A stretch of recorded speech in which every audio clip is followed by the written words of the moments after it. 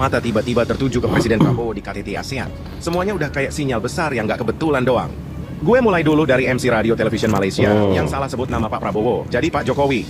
Iya sih kelihatannya sepele, tapi di dunia diplomasi, nyebut nama dan jabatan yang benar itu tanda penghormatan tertinggi. Salah dikit bisa bikin heboh. Prabowo jadi pembicara di... Mungkin MC-nya lupa ngopi kali ya. Tapi kalian sadar nggak sih kalau Pak Prabowo makin sering dapat sorotan internasional? Donald Trump aja sampai puji Prabowo berkali-kali di forum besar. Dibilang patriot dan pemimpin hebat. Nah, ini bukan cuma pujian basa-basi, tapi political endorsement level global. Pujian kayak gini bisa jadi nilai politik besar buat Indonesia di mata dunia. Belum lagi momen di KTT ASEAN saat Pak Prabowo bantu Sultan Brunei turun dari tangga. Gestur kecil tapi maknanya dalam. Bisa dibaca sebagai bentuk hormat antar pemimpin. Di sisi lain, Pak Prabowo juga ikut mewujudkan bergabungnya Timor Leste sebagai anggota ke-11 ASEAN, perjuangan yang akhirnya selesai setelah 14 tahun. Nah sekarang gue mau nanya sama lo, apakah sorotan buat Pak Prabowo di KTT ASEAN ini tanda pengakuan internasional atau justru sinyal tantangan baru buat Indonesia? Tulis pendapat lo. Itu dia tanda pengakuan internasional terhadap Bapak sadar Prabowo. Apa nggak sadar? Hari itu ini dia. Pak Prabowo itu disegani di mata internasional. Iya. Bagaimana dia menyelesaikan Palestina, bagaimana dia datang ke Jordania, ke Turki, politik internasional semua yang dia perankan di situ. Dan kelihatan disambut sangat luar biasa. Sangat luar biasa. Bayangkan di sana itu kayak contohnya di Turki itu kan ada kelompok pro dan kontra. Kelompok pro terhadap mantan presiden Turki Kemal Atatürk, ya kan?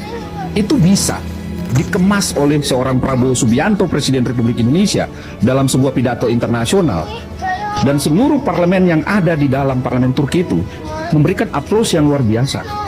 Jagonya seorang Prabowo Subianto mendinamisasi politik Turki.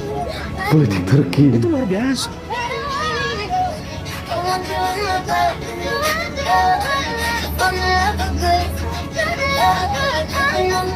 Bukan Trump atau Xi Jinping, bos Forbes sebut dunia butuh pemimpin seperti Prabowo. Sebuah fakta tak terbantahkan. Ini luar biasa ya gitu ya. Steve Forbes di hadapan para CEO dunia dalam acara Forbes Global CEO Conference 2025. Bos Forbes media itu menyebut dunia butuh pemimpin seperti Prabowo yang Dunia malah rasional, pemimpin seperti berorientasi Prabowo. perdamaian. Bahkan ia juga menyebut Indonesia memiliki pemimpin yang sangat kuat. Di sana Prabowo hadir sebagai pembicara utama, tapi tak hanya itu, ia juga sebagai simbol lahirnya pemimpin baru dunia. Sebab dunia akhirnya menemukan pemimpin yang punya keberanian dan hati nurani. Pemimpin yang berani untuk berkata benar saat dunia memilih diam. Indonesia kini tak lagi hanya dikenal karena kekayaannya, tapi karena pemimpinnya seorang macan Asia yang dihormati, disanjung oleh dunia. Prabowo Subianto bukan hanya presiden Indonesia, tapi pemimpin masa depan dunia. Salam Pancasila, Biro Suara Rakyat. Iseng-iseng buka YouTube-nya United Nation. Penasaran lihat kolom komentarnya pas Pak Prabowo pidato di PBB. Komentarnya memuji semua cuy. Memuji Pujian semua. Dari Kamboja, dari Filipina, dari Singapura, dari India, macam-macam dah. Lu bacain satu-satu itu dari YouTube-nya United Nation ya.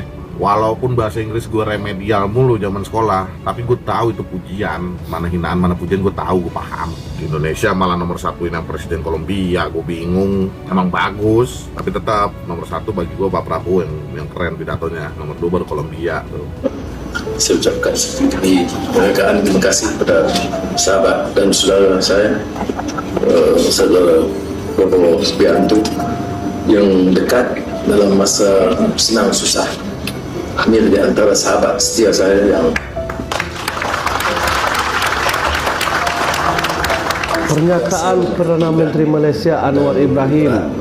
Tidak banyak yang tahu bahwa Bapak Prabowo ini menjadi sahabat.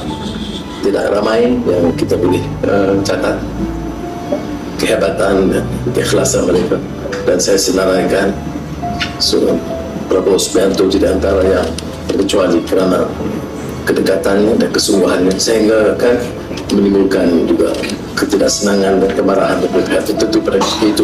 Tapi yang pentingnya setiap kali beliau punya kesempatan dan tidak pernah meninggalkan, walaupun semasa itu ada jabatannya, ada kedudukannya, dan saya agak terlempar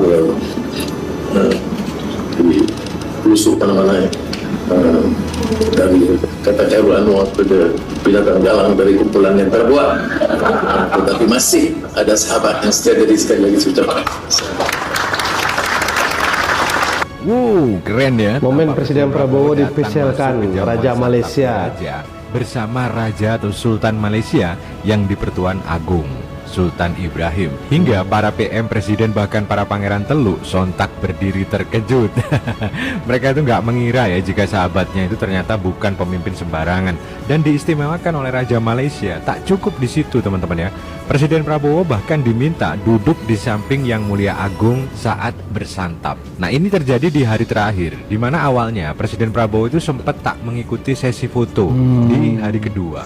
Tapi begitu acara pertemuan dengan GCC dan China dimulai, itu Presiden Prabowo balik lagi teman-teman, mengikuti sesi semuanya sampai kelar.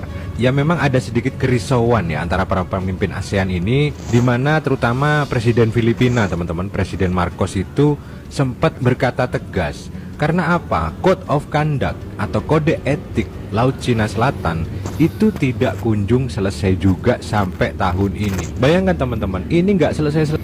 Ini nggak selesai-selesai. Nah itu dia, bahwa ternyata Presiden Prabowo menjadi satu-satunya presiden yang jadi sorotan dunia sekarang ya guys ya. Bahkan digadang-gadang sebagai pemimpin dunia yang begitu ikhlas dan begitu tegas untuk menjaga perdamaian dunia. Terima kasih dan sampai jumpa.